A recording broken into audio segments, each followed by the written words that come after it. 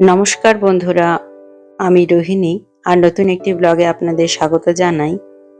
আজ শনিবার আর আজকে একটা জায়গাতে আমরা যাচ্ছি। কি করছি আপনাদের সাথে শেয়ার করব। এই যে দেখুন, পথে আমরা একটা জায়গাতে আটকেছি কারণ মালগাড়ি যাচ্ছে। ইউএসএতে আসার পর মালগাড়ির যেটা সব থেকে ইন্টারেস্টিং দেখেছি, এখানে মালগাড়ির সামনে একটা ইঞ্জিন রয়েছে দেখলেন, আর প্রায় 15 মিনিট ধরে মালগাড়ির কয়েকশো বগি পেরোবে এবং ততক্ষণ দাঁড়িয়ে থাকতে হবে অবশ্যই গেটে। আর তারপরে শেষে আরও একটি ইঞ্জিন রয়েছে আসলে এত কটা বগি ঠেলে নিয়ে যাওয়ার জন্য।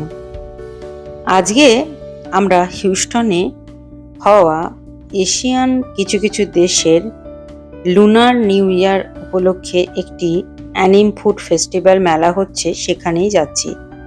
এখানে হিউস্টনেই কারাবাজ ব্রিউয়ারিতে এই মেলাটির আয়োজন হয়েছে শনি ও রবিবার। আমরা শনিবারেই যাচ্ছি, কালকে এই মেলাটির লাস্ট দিন। ওখানে গিয়ে আমরা প্রথমে ঢোকার আগে বুঝতে পারিনি যে এত ভিড়, তবে গাড়ি দেখছিলাম পার্কিং লটগুলিতে ভর্তি। ভিতরে গিয়ে দেখলাম আজ ছুটির দিনে এখানে এই ফেস্টিভ্যালে অজস্র মানুষ ভিড় করেছেন। আসলে এটার নাম ফুড অ্যানিম ফেস্টিভ্যাল হলেও এখানে বাচ্চাদের খেলনা থেকে শুরু করে বিভিন্ন অ্যানিমের জিনিস তো বিক্রি হচ্ছে, তাছাড়া টি শার্ট, জামা কাপড় আর 100-রও বেশি ধরনের দেশের, সেটা জাপান, কোরিয়া, চীন, ফিলিপিন্স, হাওয়াই, এই ধরনের নানান এশিয়ান কান্ট্রির ফুড স্টল রয়েছে।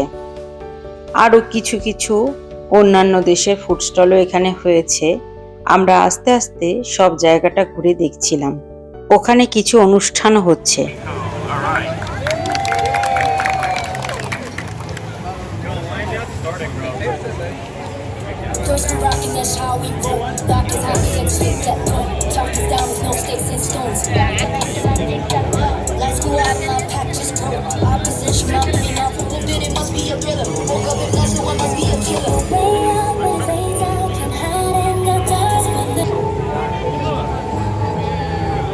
দেখলাম কিছুক্ষণ দাঁড়িয়ে অনেক মানুষ অনুষ্ঠান দেখছেন, আর এই যে দেখুন বিভিন্ন ধরনের হাতের কাজের জিনিসও বিক্রি হচ্ছে। তাছাড়া আমাদের পৌষ মেলার মতো মেয়েদের বিভিন্ন গয়নাগাটি, হাতের ব্রেসলেট থেকে শুরু করে গলার মালা, আংটি, এই ধরনের নানা রকমের গয়না, আর চাবি, রিং, স্টিকার, বাচ্চাদের খেলনা, এগুলো দেখে আমার সত্যি পৌষ মেলার কথাই মনে পড়ছিল।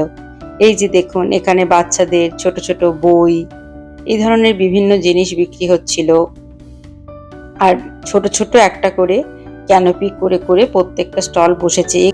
এখানে বাচ্চাদেরকে একজন জাপানিজ সুমো খেলা শেখাচ্ছিলেন, আর তারাও মজা করে পার্টিসিপেট করছিল।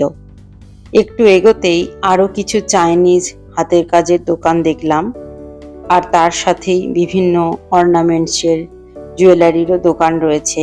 অনেকেই খুব মনোযোগের সঙ্গে সেগুলো দেখছিলেন, দাম জিজ্ঞেস করছিলেন। তার পাশে আরো অনেক স্টল হয়েছে। কোনো স্টলে এত ভিড় ছিল আমরা সেগুলোতে ঢুকতে পারিনি। প্রথমত তখনও আমরা খাবারের স্টলের দিকে যাইনি। এগুলো সবই ক্রাফটের এবং অন্যান্য অ্যানিমে স্টল। এটা হচ্ছে একটা রেজিনের অর্নামেন্টস এবং বিভিন্ন ক্রাফট, যেগুলো শুকনো ফুল আর রেজিন দিয়ে করা হয়, সেটার একটা দোকান ছিল।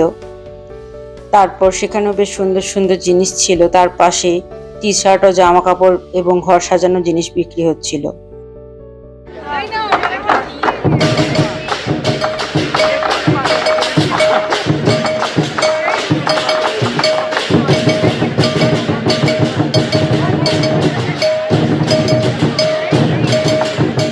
মেলায় ঘোরার সঙ্গে ওখানে হওয়া অনুষ্ঠানটাও আমরা কিছুটা দাঁড়িয়ে উপভোগ করলাম।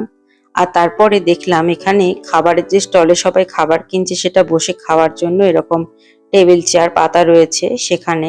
আর ব্রিউয়ারি মানে তো আপনারা জানেনই, যেখানে বিয়ার তৈরির কারখানা, তাদের তরফ থেকেই এই ওটাকু ফুড অ্যান্ড অ্যানিম ফেস্টিভ্যালটা আয়োজিত হয়েছে। এই যে অ্যানিমের বিভিন্ন দোকান রয়েছে, আমরা এই দিকগুলো আগে ঘুরে নিলাম, কারণ খাবারের স্টলের দিকে অসম্ভব ভিড় ছিল।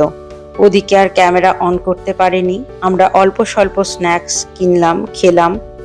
এবং সবার সাথে এই একটা অন্য রকমের ফেস্টিভ্যালে খুবই আনন্দ করলাম। আজকের দিনটা বেশ আনন্দে কেটে গেল। আবার নতুন একটি ব্লগে আপনাদের সঙ্গে দেখা হচ্ছে।